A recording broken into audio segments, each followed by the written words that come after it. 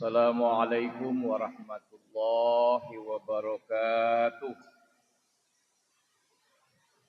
Alhamdulillahi rabbil alamin.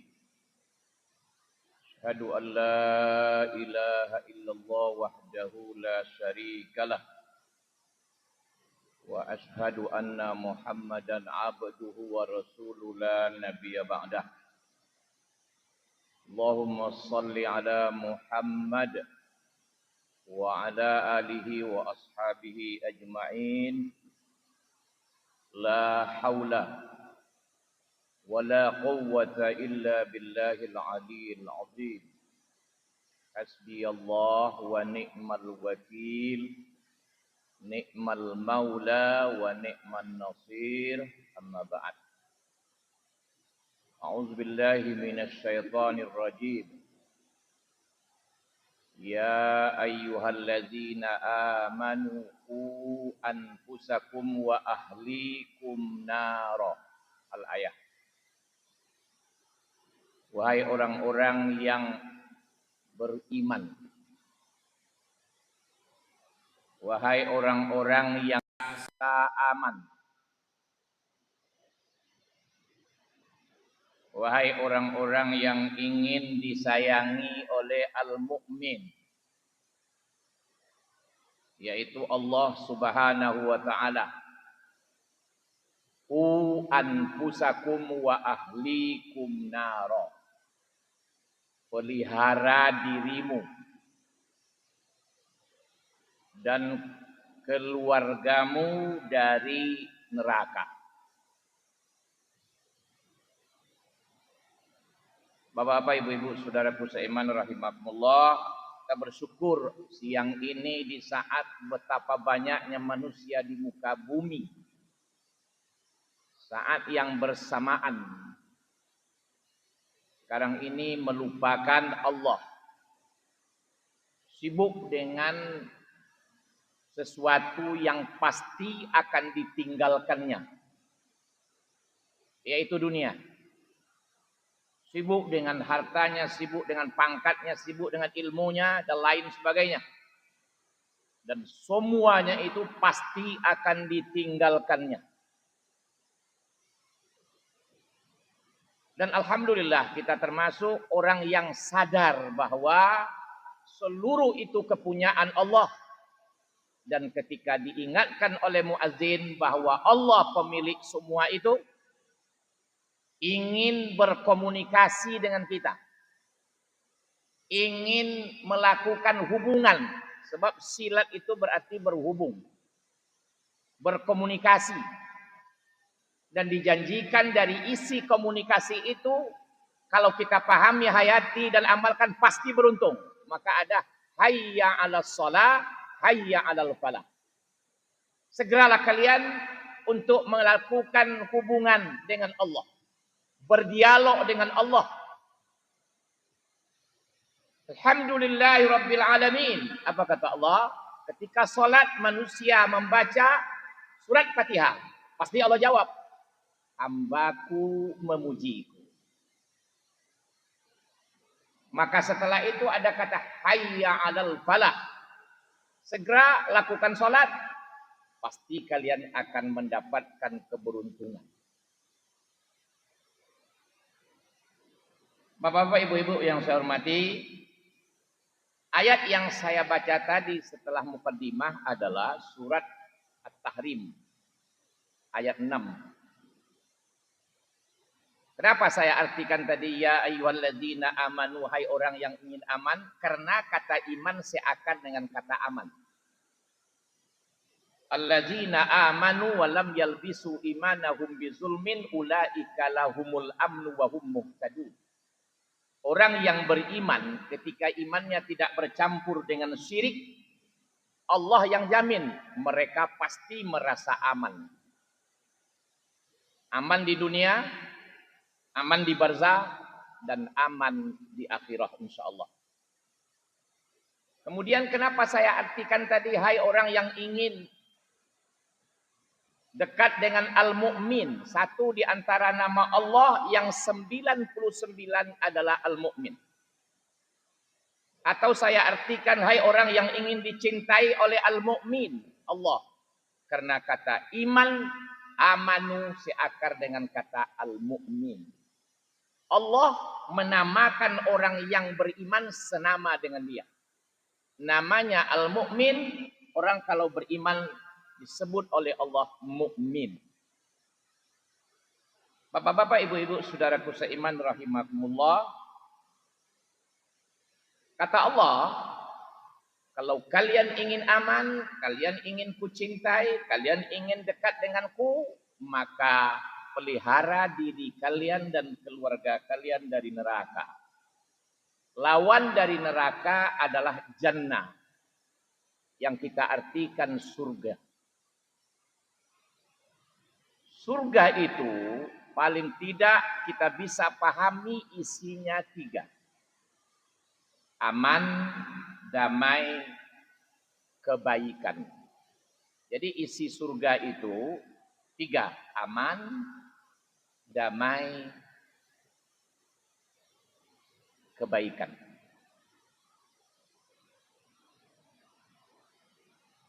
Tidak ada manusia yang tidak ingin rumah tangganya aman. Tidak ada manusia yang tidak ingin rumah tangganya damai.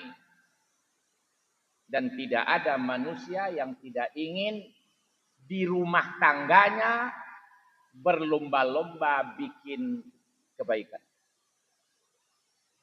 Semua menginginkan itu. Ingin supaya istri berlomba dengan suaminya bikin kebaikan di rumah tangga. Ingin suami berlomba dengan istrinya bikin kebaikan. Apabila itu terjadi, dipastikan rumah tangga itu damai. Apabila di rumah tangga itu saling berlomba bikin kebaikan, dipastikan rumah tangga itu aman.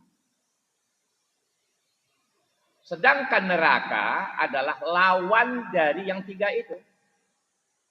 Sebuah rumah tangga yang tidak berlomba bikin kebaikan, tapi malah berlomba kadang bikin kejahatan.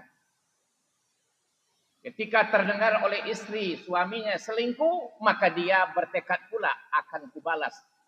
Apakah dia mengira saya tidak bisa pula selingkuh? Dia selingkuh pula. Itu yang banyak sekarang terjadi di muka bumi hari ini.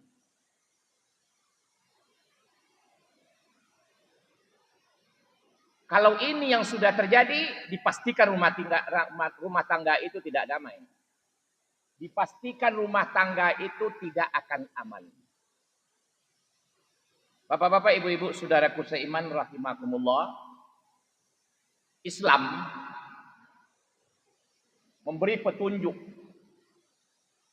lewat Al-Quran bagaimana supaya kita mendapatkan surga dalam pengertian aman, damai, dan kebaikan tadi, terhindar dari neraka.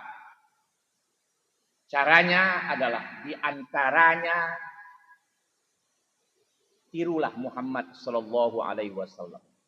Jadi ajaran Islam bukan sekedar teori. Kalau ini dikatakan dalam tanda kutip teori dari langit, dalam tanda kutip, sebenarnya tidak boleh juga, tapi bolehlah.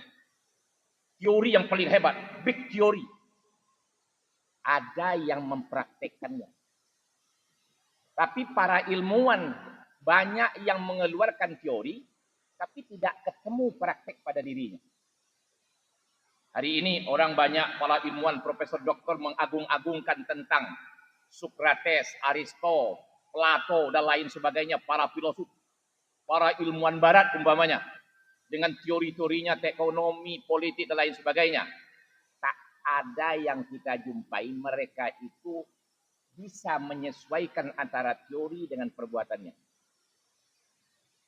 Seorang filosof, seorang ilmuwan barat hari ini mengeluarkan teori tentang ekonomi. Tidak ketemu dia bahwa pernah menjadi konglomerat. Dan tidak pernah dalam biografinya, riwayat hidupnya dia pernah menjadi konglomerat. Enggak. Tapi kalau Muhammad Sallallahu Alaihi Wasallam bicara soal begini cara berekonomi, maka Muhammad pernah menjadi konglomerat. Belum menerima wahyu sudah konglomerat terkaya di kota Mekah. Setelah menerima wahyu pindah ke Madinah, dia dirikan sebuah tatanan masyarakat modern maju. Karena Madinah itu artinya modern, maju, kota. Maka dia kaya dan berapa banyaknya sahabat yang dia buat kaya di bidang materi. Kalau dia berbicara tentang bagaimana keadilan, bagaimana memegang kekuasaan, menjadi pemimpin, dia yang memimpin di Madinah. Dan diakui oleh orang-orang yang sehat akalnya bahwa Muhammad Shallallahu Alaihi Wasallam berhasil menjadi seorang pemimpin. Kalau dia bicara soal pendidikan, dia berhasil mendidik. Bukan seperti sekarang, banyak lembaga pendidikan yang menjual-jual kata Islam terpadu. Tapi ingat, kita dibodohi. Kenapa dibodohi? Bukankah umpamanya Azwir punya sekolah SMP? Saya buat sekolah ini sekolah unggulan terpadu, masuk 50 juta. Tapi ingat, untuk masuk ke sekolah saya, tamat SD harus dites. Kalau sekolah saya akan menerima 200 orang, yang tes itu ribuan. Kalau lulus, bayar 50 juta. Tesnya bayar. Tapi ingat, yang lulus adalah yang nilainya tes tamat SD tadi untuk masuk SMP sekolah saya, itu nilainya 9-10. Masuk di sekolah saya, nanti 3 tahun saya didik dengan teman-teman, keluar dengan nilai 9-10. Hebatkah sekolah ini? Tidak. Kenapa tidak hebat? Kan nilai 10. Anak saya memang sudah, orang yang tes itu memang sudah hebat juga. Ini hati-hati. Tapi Muhammad Shallallahu Alaihi Wasallam yang masuk ke sekolah dia, yang dididiknya adalah manusia-manusia bejat. Umar bin Khattab, siapa yang tidak kenal dengan beliau sebelum Islam? Khalid bin Walid, anak manja kaya. Tapi setelah masuk Islam, menjadi orang hebat dia. Terpuji di bumi, tersanjung di langit. Itulah lembaga pendidikan yang bagus. Jadi Muhammad itu contoh uswatun hasanah. Balik kita kepada keluarga tadi. Karena sebuah negara akan baik, sebuah negeri akan baik kalau masing-masing di rumah itu baik. Ya, rumah tangga itu baik, RT itu baik, rumah tangga itu baik. Maka tadi dikatakan tidak ada manusia yang tidak ingin rumah tangganya surga. Atau istilah Qur'aninya samawa. Sakinah, mawaddah, warahmah. Itu barangkali yang digambarkan dengan baiti jannati. Rumahku surgaku. Aman, damai, penuh kebaikan. Nah, zuhur ini saya akan lontarkan untuk diri saya, kita semua. Dan boleh diuji di lapangan. Kalau tidak nanti, yang salah saya. Tapi untuk sementara saya yakin, ini rumus. Untuk membentuk rumah tangga samawa, sakinah, mawaddah, warahmah, surgawi, rumusnya adalah Muhammad uswatun hasanah. Mana rumusnya? Muhammad anak, Abdullah ayah, Aminah ibu. Yang paling terkenal menyusukan beliau adalah Halimatus Sa'diyah. Ini rumus. Jika suami ayah sudah menjadi hamba Allah, seorang istri dan ibu sudah aminah. Kata aminah seakan dengan kata al-amin, seakan dengan kata iman. Artinya apa? Istri atau ibu beriman. Ayah hamba Allah. Abdullah itu artinya hamba Allah. Abdun hamba Allah. Orang yang hamba Allah pasti beriman. Orang yang beriman pasti hamba Allah. Jadi kalau begitu, di rumah tangga yang samawa itu adalah rumah tangga yang suami atau ayahnya beriman dan hamba Allah. Ibu atau istri beriman dan hamba Allah, pasti suasana rumah itu Halimatus Sa'diyah. Kata Halimah seakan dengan kata Halim, penyantun. dalam kata santun ada mengandung makna cinta dan kasih sayang. Maka rumah tangga yang seperti itu penuh dengan cinta kasih sayang. Maka muncullah sa'diyah. Kata sa'diyah seakan dengan kata sa'adah, bahagia. Jadi rumah tangga yang seperti itu pasti bahagia. Sebuah rumah tangga yang sudah bahagia, maka pada gilirannya jangan diragukan akan sejahtera. Telinga ini sering mendengar dari kawan-kawan kita, sahabat. Yang dia adik beradik, ada yang mengatakan 10. Ada yang mengatakan 8. Ada yang belasan. Sekarang sudah menjadi orang hebat tapi moralnya tinggi. Ceritanya kepada telinga saya adalah, kami dulu Ustadz adalah orang yang tidak mampu di kampung. Tapi tidak pernah terdengar di telinga kami, ayah kami berkata kasar kepada ibu kami. Dan tidak pernah ibu kami lihat dia mengomel ketika diberi nafkah oleh ayah. Mereka akur seakur-akurnya. Maka rumah tangga yang seperti inilah yang disebut bahagia. Maka pada gilirannya sejahtera jangan diragukan. Maka saya bilang siang ini untuk diri saya. Kalau rumah saya tidak bahagia, pasti salahnya di suami, di ayah, di istri, di ibu. Yang mana? Suami dan ayah bukan hamba Allah. Atau tidak lengkap hamba Allah. Istri tidak lengkap beriman. Atau ibu. Maka tidak akan lahirlah rumah tangga yang penuh sopan santun dan bahagia. Dari rumah tangga yang seperti inilah akan lahir Muhammad. Apa itu Muhammad? Terpuji. Keturunan yang terpuji. Atau bahasa lain disebut qurrata a'yun. Yang dalam doa selalu kita Rabbana hablana min azwajina wa dzurriyyatina qurrata a'yun waj'alna lil muttaqina imama. Atau di bahasa lain zinatul hayatid dunya, perhiasan hidup di dunia. Mudah-mudahan rumus ini kita bisa laksanakan. Bagi yang belum, saya belum, mari kita bertobat cepat kepada Allah dan kita mulai kepada anak cucu kita.